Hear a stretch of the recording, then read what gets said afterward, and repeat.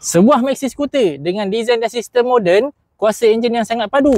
Inilah dia, SYM Cruisim 400i. Maxi skuter ni didatangkan dengan enjin 399cc, 34 horsepower dan 37 Nm of torque. Untuk dunia pecutan, bukan main-main. Nak layan angin atas highway, selamba saja. Sistem suspension depan didatangkan dengan telescopic fork, saiz disc 288mm, ada ABS dan juga ada traction control. Saiz tayar ada 120, 70, 15 inci. Suspension belakang didatangkan dengan dual shock absorber, saiz disc 275mm, ada ABS. Saiz tayar 160, 60, 14 inci.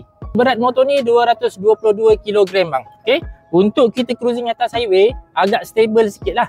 Untuk cornering pun bagi aku still okey lagi. Okay, untuk seat height dia pula adalah 785mm. So bila aku duduk ni, aku menjenjit sikit. Okay, aku punya tinggi 1700mm. So kalau korang rendah sikit dia memang agak menjenjit lagi lah. Seat dia pun datang dengan backrest kat belakang sini. So bila korang duduk kan, ada macam rest sikit di situ. Jadi santai lah. Untuk dia punya footrest pula, okay, kita boleh letak kaki di sini. Kalau kita jalan jauh penat, kita boleh letak ke depan macam ni. Nampak so ada dua lah. Satu dekat bawah sini ataupun satu kat sini. Ikut kita punya selesa macam mana. Sistem dan teknologi moden yang ada pada motor ni, dia didatangkan dengan meter TFT dekat depan sini. Sistem kunci menggunakan keyless smart key. Dia ada lampu LED depan dan belakang, traction control, ABS dan juga adjustable windshield dekat sini.